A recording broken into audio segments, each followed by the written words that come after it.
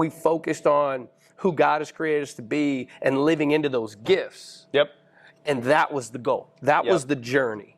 And there were ups, there were downs, but we always were able to kind of self-correct by coming back to where our identity, where our foundation lies.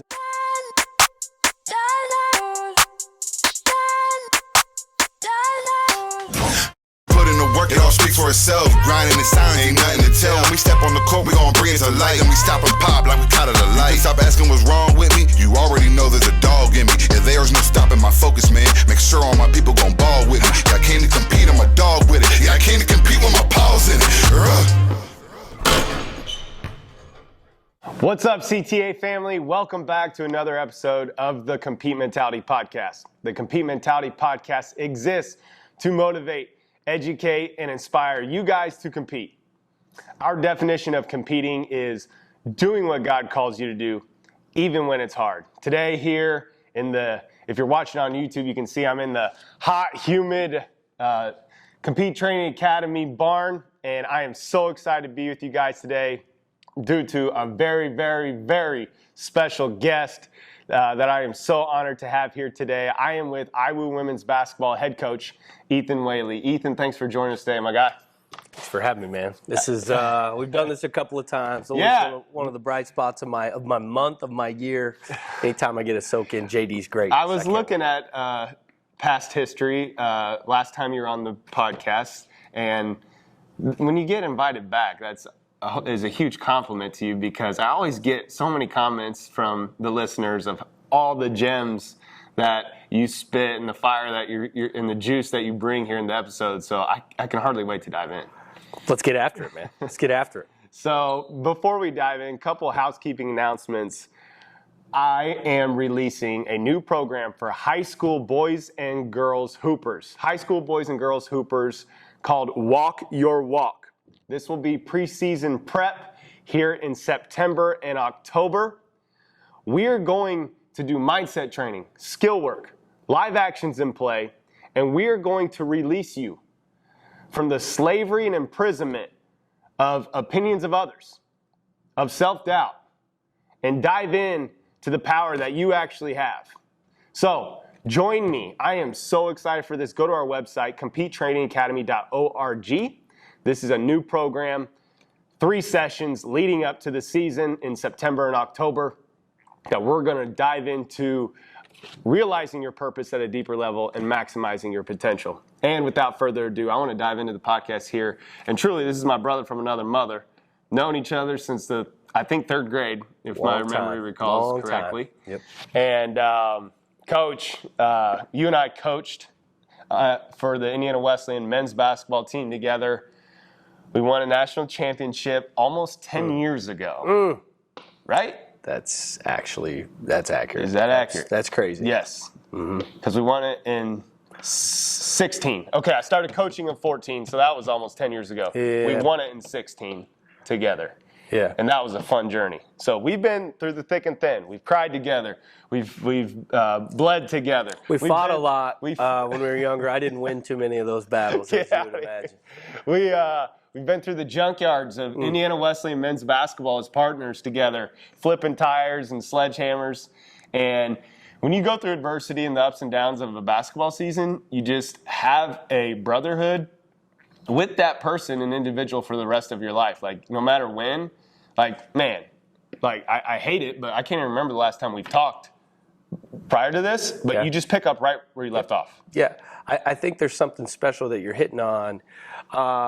And again, for us, it goes way deeper than even our 10 years ago coaching. I remember when we were both starting our coaching journey as grad assistants that were making like $500 a year, living in a basement, just the grind of a 15-hour, 16-hour workday, and we would talk through it. We'd be on the road. You'd be driving your big old gas guzzler truck back and forth.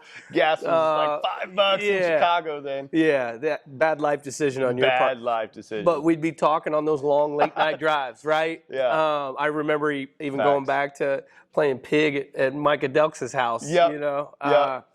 And shout out Mikey. Mikey Delks. We'll send you this podcast, buddy. Delty boy. But like, it's really cool that's what kind of is so special about being part of a team. Yep. And specifically the relationships you get with your teammates is you go through the ups and downs, and that sometimes means you guys aren't like I don't remember any fights, but there are times I'm sure where there was frustrations, and just the ability and the journey to work through those things and continue to grow and strengthen your bond. That's what's so special about being on a team and a teammate. And really just like when people ask like college kids, like what do they miss most? Or I'm sorry, previous college athletes, what do they miss most about the team? It's not the games, it's definitely not the workouts, but it's the locker room. It's the camaraderie and the relationships. Absolutely. And Absolutely. That's special, man. Man, that's rich in and of itself. We're starting off with a bang here. I want to dive in a little lighter here. You and I we share a love for we were just talking beforehand of food and good eats. And I know IU women's basketball, man, they especially with you at the helm and leadership, we're not going to skimp on some areas there. So tell me, like, the best place IU women's basketball eats at every year. Yeah, I think we've been very blessed. I do want to shout out for any of our team moms that are here. When we go on the road, we have our team moms actually. There's like a meal train, and so it's the number one. Like that's big time. Mama's cooking. Yeah, we've got when we go on hotel trips. Jordan Reed's parents, Dale Reed, Tanya Reed, Dale will bring his Blackstone, and he's out there making whatever. If it's lunch or dinner, it's probably like some tacos or stir fry. If it's breakfast, he's making eggs. And, so I got to give them a shout out. We're so blessed.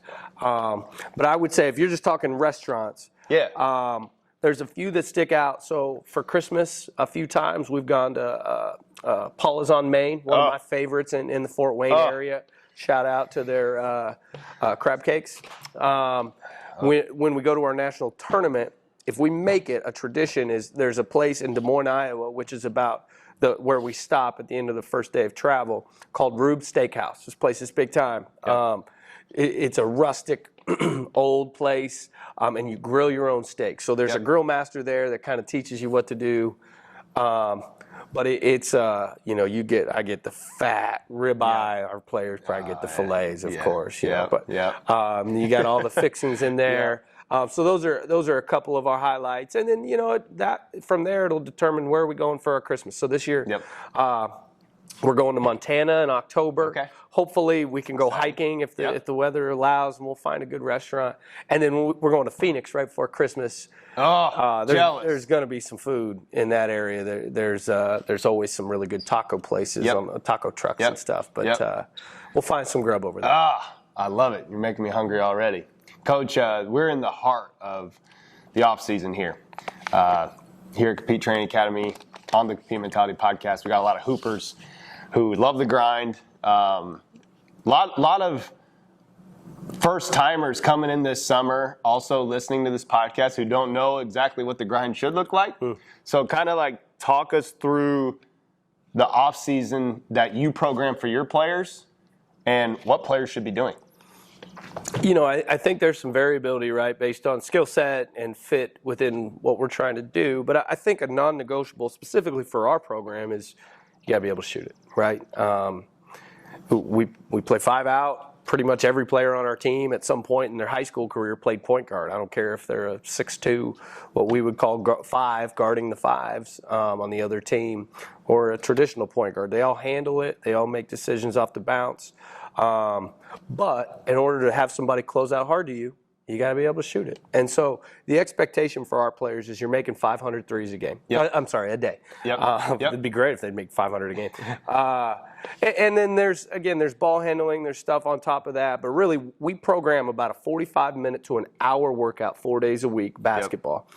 And then they're also expected to supplement 500 shots. Now, if they don't, I probably won't know while they're away. But guess what? When they get here in September and October, we're going to see who took some shots in the summer. You put a high premium on shooting specifically. I think space is so valuable, right? If you want to get in the paint, which is obviously the goal on every possession, you got to open it up. And the only way to open it up is if you got people that can shoot it, spread the floor. I love that. As my wife and I have built Compete Training Academy, we've dialed into our sweet spots of like who we are. And when a player comes in here, they're going to grow in 2 areas.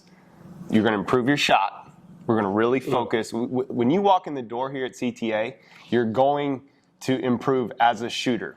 And then number 2, you're going to grow in your spirit and mindset. Those are the 2 things that we're focused on here at CTA. So I love hearing specifically with the basketball side of things, and it's that you're really focused on shooting and just the opportunity that makes available for you as a player and what that does for you as a head coach schematically for your team.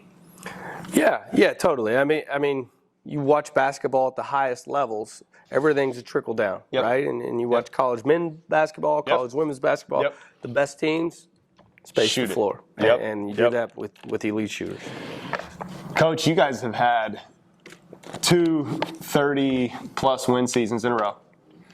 You were the Crossroads League Coach of the Year. Congratulations. By the way, I saw that coming when we were GAs. That was just over 10 years ago. That was over 10 years ago. 12, 13 years ago. That's so cool. 12 or 13 years ago. GA in a basement. Now the Crossroads League Coach of the Year. 230 back-to-back wins. All that to say, you've had some success here on the court, but I know that's an outward explosion of what's going on inwardly as a leader. So inward investment, outward explosion. Tell me what you're diving into spiritually to take care of you right now. I love that. So something we've been kind of focused on, I'll give you more of a theme that our program is locked in on, but it does really tie in with where I'm also personally growing. So at the end of every season, we take a couple weeks off, right? And then our staff will come in probably about the first week of April. And it's before we start planning our postseason evals with our players. The first thing we do is we go in our locker room, we pray over every locker. We pray for our team. And this past April, we spent about an hour, a little over an hour praying. And we went to every locker, and then our staff came together and prayed. And powerful. Yes, and it was a really convicting time, one of the most convicting prayer times as a coach for me. I was kind of hit in the face with the fact that some of my players, they're just so amazing. I don't mean basketball-wise. I just mean as people and character and spiritually, that you could have put any coach in my office, in my seat, and they'd probably be about the same. And so as a coach, as a leader, I was convicted, like, I need to do more to pull more out of them. Again, not everybody, but like the cream of the crop, the ones that are just further along in their spiritual journeys. I'm picking up what you're putting down, I need to do more. And so I kind of left, if I'm being honest, it was kind of a depressing prayer time because God was basically telling me, hey, man, you're not doing good enough, right? And then it was great because one of our top assistant, Wesley Sloan, she is actually the one that does everything. She's the rock star of our staff. She actually came away and she had a very similar feeling, and we'll get into the scripture here in a second. And so, and she had a specific scripture she was chewing on. And so we walked away and we just felt like our job as a staff is help, number one, unlock the gifts of some of our players. So meaning our freshmen come in, they don't know up from down, they don't know what week it is, let alone where their spiritual giftings are. They may think they know, but until you've kind of lived on your own and navigated life and relationships, you can't know, right? And then for those that are further along, not only do we need to unlock some gifts, we need to then unleash those who understand their giftings, but maybe we can push them and challenge them to maximize those gifts. And so unlock and unleash. And the passage that our team's really chewing on right now is 2 Timothy 1:6 and 7. Everybody knows 1:7, right?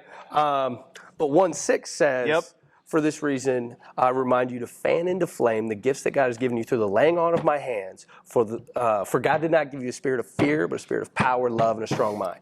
And so basically, what Paul is writing to Timothy there is like, hey, you've been given gifts. Fan them into flame. So basically, like, if you imagine a fire, right? You're fanning it. You're getting more oxygen to help that fire build, right? And so we feel like we are called to fan the flames of everybody, myself included, in our program. And then what keeps us from fully living into our gifts more often than not? Paul goes on to say, hey, he didn't give you a spirit of fear. Don't be afraid of living into this gift, because God gave you a spirit of power, love, and a strong mind, or self-discipline, depending on which translation you read.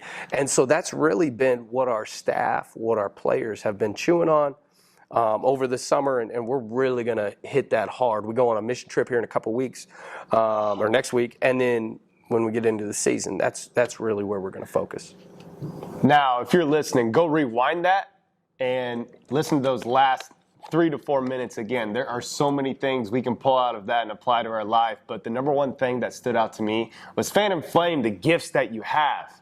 Each and every one of you guys has a unique design, unique abilities, gifts, passions that are literally placed on your heart and designed into your DNA and who you are by the hand of God.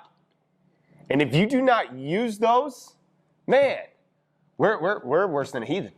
We can't maximize the light that God wants to shine through us. And Coach, I love hearing even the humility coming out of your story of you praying over the lockers and the takeaway you came away with of that. We're just vessels.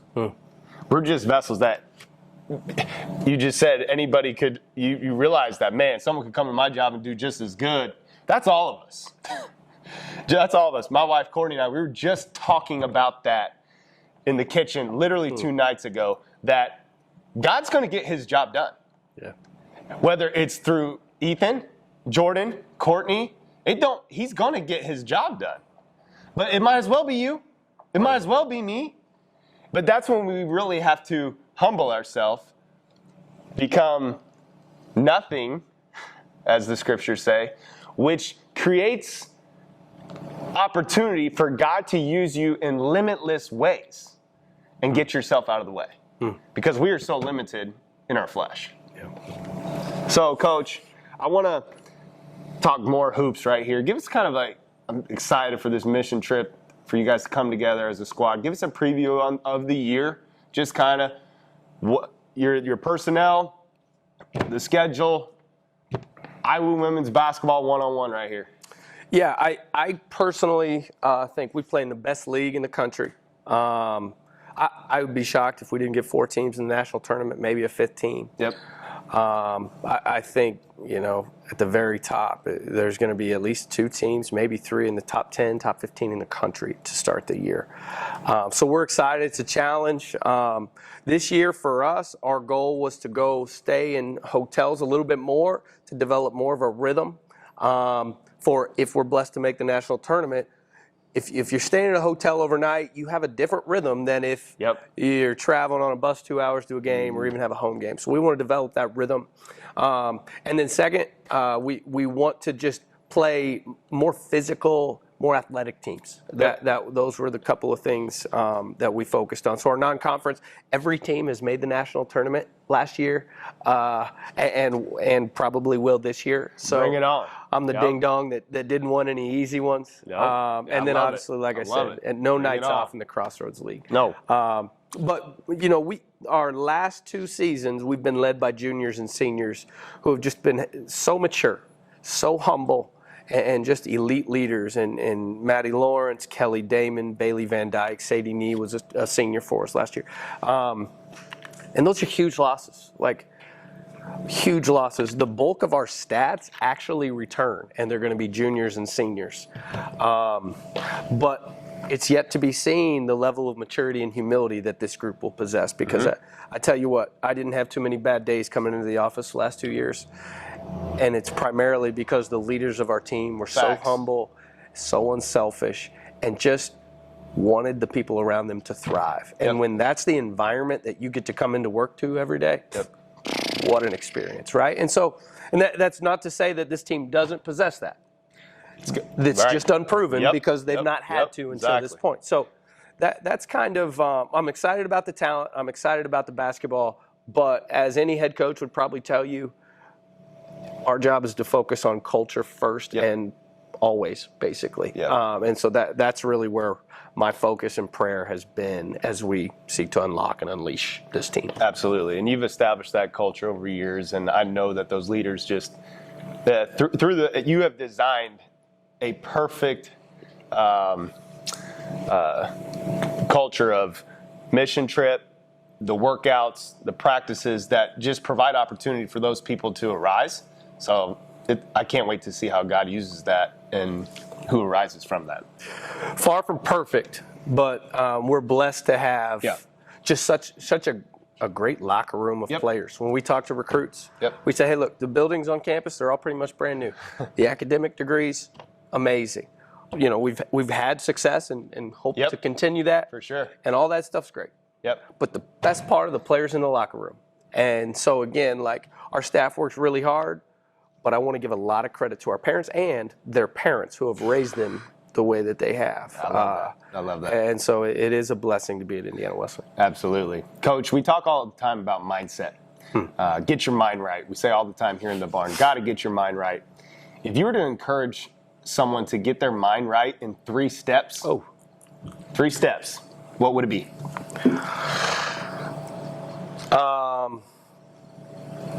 So a simple routine I do every day in my prayer time is ask, listen, and respond. And so I start out and I ask God, where are you stirring in my heart? What are you calling me to do?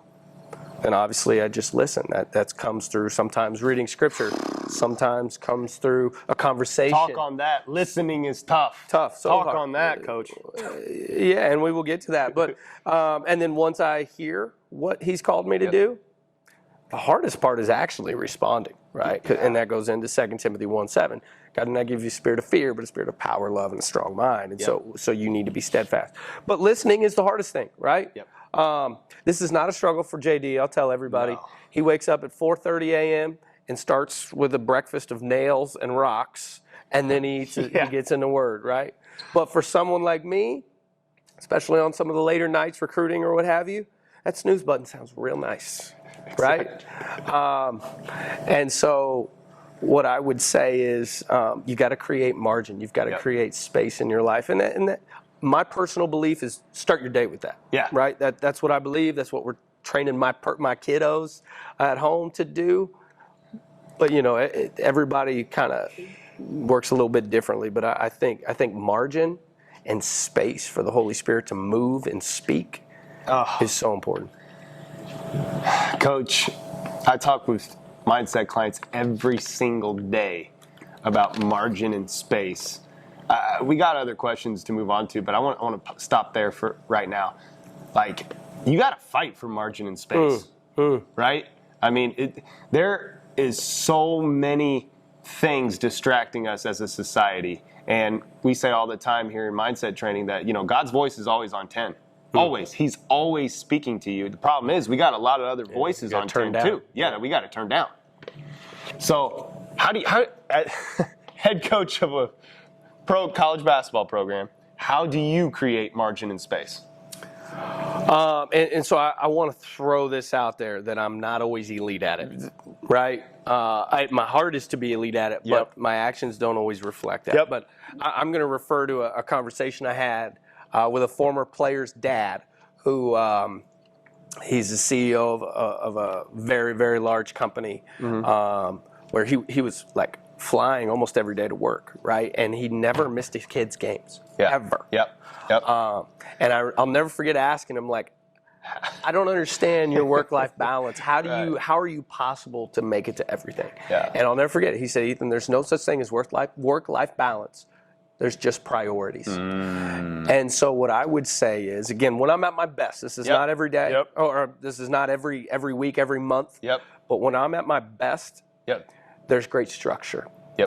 There's great discipline. And so my wife and I will sit down and we'll plan out the month. I'll plan out the week. That's it. And I'll map out my days. And the things that are most important, guess what? Those get put on first. That's it.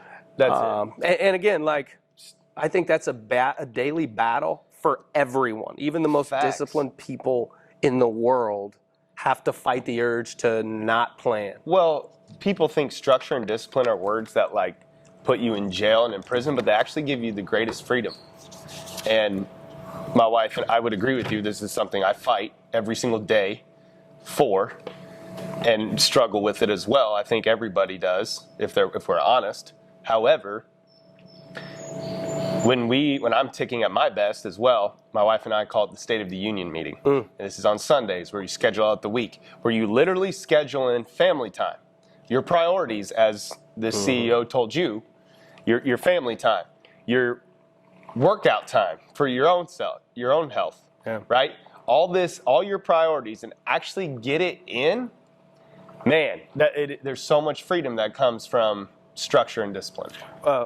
One of my favorite verses, you coached one of the, we'll give Beezy a shout out. He wouldn't care. Big Ben Carlson. Yes, sir. I'll never forget a meeting, a really hard one, where we challenged his lifestyle habits. And we just hit him over the head with a verse, Hebrews 12:11. No discipline seems pleasant at the time, but painful. But over time, it produces a harvest of righteousness for those who've been trained by it. And I believe in that. And then obviously, then there's it's for freedom that you've been set free, stand firm. Therefore, not submit again to a yoke of slavery. Those two verses, I think, as it relates to this topic, are so powerful. Absolutely, love you, BZ. We had some awesome Saturday morning workout grinds, and then some Kodiak cakes right afterwards. With you as a freshman, and BZ, Ben Carlson, I'm going to send you this podcast too. You're doing great things at our friends Marlin Academy, Johnny Marlin, and shout out to you guys for your purpose and what you guys are doing, spreading the gospel through hoops too. Check them out. Coach, I want to dive into a tough one. So, I mean, we learn a lot from people. Well, as individuals, we learn a lot. Probably our biggest teacher in life is adversity, right? So like James talks about going through adversity and that we're actually supposed to find joy in it because it's producing, patience, faith, endurance, all the things that we need to keep going. So tell us a time where you really struggled, went through a hard time, personally, coaching, as a team, whatever. And then now, looking back, you're like, man, I'm thankful for that. Yeah, I mean, I could go a lot of different ways. I'll speak just from an athlete's perspective. Way back in the day, when I did play sports, my body let me. Actually, my body, great athlete, my body three-sport athlete. My body didn't let me. That's kind of the point of the story. I tore my ACL 5 times in high school, and so it was 5. It was 5. I knew it was at least 3. I forgot it was 5. Yeah, it was 5. And so one thing that, as a young athlete, and I'm sure everybody struggles with this to some degree, my identity was in being an athlete, in the success that I had, in the sport. And that was just stripped away. And I didn't realize it totally at the time. But in hindsight, it was just so clear. God was saying, look, I'm going to take this away to try to reshift your focus and your identity. And silly me, it took me about 5 or 6 ligaments torn to figure that out. Wow. But I tell you what, like as much and as quickly as I learned those lessons as a player, I still struggle with them as a coach, right? So, I mean, I even go back to a couple years ago. So to that point, our most successful season, not last year, but the year prior, we were 30-5. Right? Really good year. Right? But it was one of the most miserable coaching seasons I ever had because I knew we were talented. And there was a pressure to win that I just put on myself. We didn't talk about it as a team per se, but just like as a coach, you want to win and you want to be like all self-induced. Yeah, and like you know that everybody else knows you're probably the more talented team on most nights, not every night, but most nights. And I didn't coach in freedom, and because of that, I didn't allow my players to play in freedom. And so, again, last year was probably the most fun I've ever had coaching. And that even includes some of the awesome men's teams we had the pleasure of coaching. Yeah, absolutely. But it was for that reason, like basketball and winning was secondary to everything. It was maybe we'll talk about juice here in a little bit, but like we focused on juice, we focused on who God has created us to be and living into those gifts. And that was the goal. That was the journey. And there were ups, there were downs, but we always were able to kind of self-correct by coming back to where our identity, where our foundation lies. And again, I want to give our players a lot of credit. Like, they grew so much also that they inspired me to grow. And so it was a great year. And I would say, you know, having my identity rooted in the wrong things caused so much adversity, and the only way that I could correct it was reshifting where my identity lies as a coach, as a man, as a leader. It's a constant battle, isn't it? Always. Constant battle. I love that, what you just said there about that story where you tore your ACL, both of them, 5 times total, and that God was teaching you the same lesson through that. And it continues on now in coaching, right? I'm going through the same thing in my life in different areas.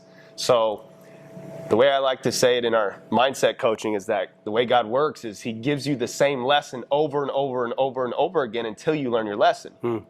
And once you learn that lesson, you kind of graduate to a whole new level. You level up spiritually, but then there's the next lesson that you got to learn, right? Following the Spirit is not a place of arrival, right? It's a journey. So, love to hear that. And Coach, you mentioned Juice, and that your program. I want to end there here today, and I know this is going to be fire. So if you're listening, stay hooked up with us, because Coach Whaley has built a culture around this term Juice. Describe this for us. Tell us how we can live it out ourselves. Well, we define it as using your gifts to make the people around you better, right? And the core values of it are, it spells out Juice: joy, unity, inspire others, celebrate, and edify. Say those again. Joy, unity, inspire others, celebrate, and edify. I love that. Last year, a quick story. Last year, we changed the C from courage to celebrate, because courage is not important. But celebrating what God has done in your life is way more important. And we put a premium on that, to the point where, like, we studied it in the Bible. We went back to the Old Testament. The Old Testament, there's festivals, there's feasts that lasted like 2, 3, 4 weeks. And you're like, do these people not work? And you dive into it, and it was, no, they work. But just like our lives today, they get so caught up in the mundane and the everyday grind that they forget to stop, create margin like we talked about, and celebrate all the blessings and all the ways that God is moving in and through them in their lives. And so we just decided we're going to take a page out of that Bible that we read, and we're going to celebrate. And so, like, I think at the end of the day, though, if you're somebody, like when I leave JD, I've never said, after I spend time with you, my day got worse because JD was in it, right? Because you always got the joy of the Lord, right? We are always connected in seeking you. Iron, buddy. Totally. Yep. You inspire me. You inspire everybody. Like, there's nobody that's ever come to work out with you and said, I got more energy than JD. Nobody ever. It's not possible. It's even amazing because he don't drink coffee. I don't understand how you do it. And then again, you celebrate. Nobody's more happy for others' success than you.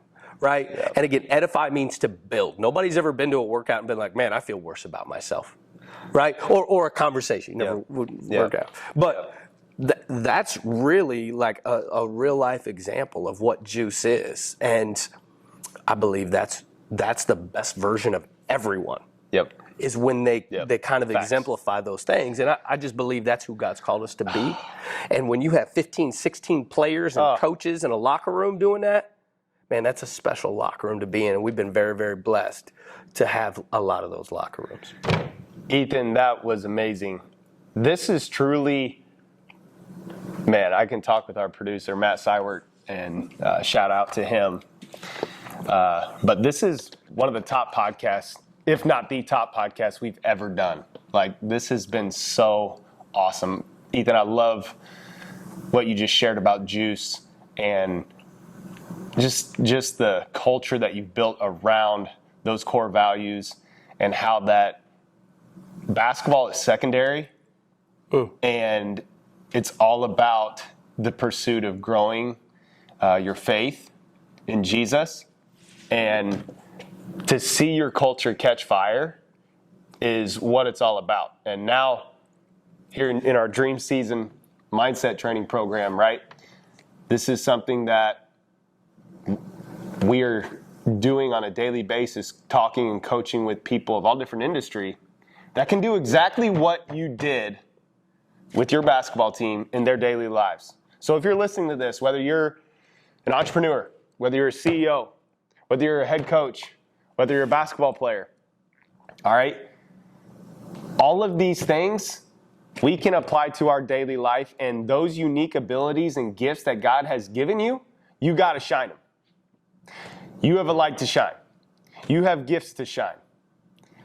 If you are not shining them, you probably don't have peace right now. You probably don't have joy right now that Ethan's talking about. And it's because you got to live this out. So look yourself in the mirror. Ethan, there's so many things that we can pull out of this. I can't wait to go back and listen to this and just get my journal out and bullet point all my lessons I'm going to get from you talking today. But all of you listening, if the best way that you can show some love to the Compete Mentality podcast, please share this message from Ethan with someone that needs to hear this. Share it with somebody, please. Because I know that God, Ethan and I prayed before this podcast. I was in my house praying before this podcast, and that God would work in and through what he had to say today. And I know this was for someone to hear. So Ethan, thanks for joining us today, man. Thanks for having me, man. It's an honor. It's a blessing to be with you, JD. I miss you, man. I miss you too, man. And Compete Training Academy family, thank you for joining us today. It's an honor each and every week to be with you.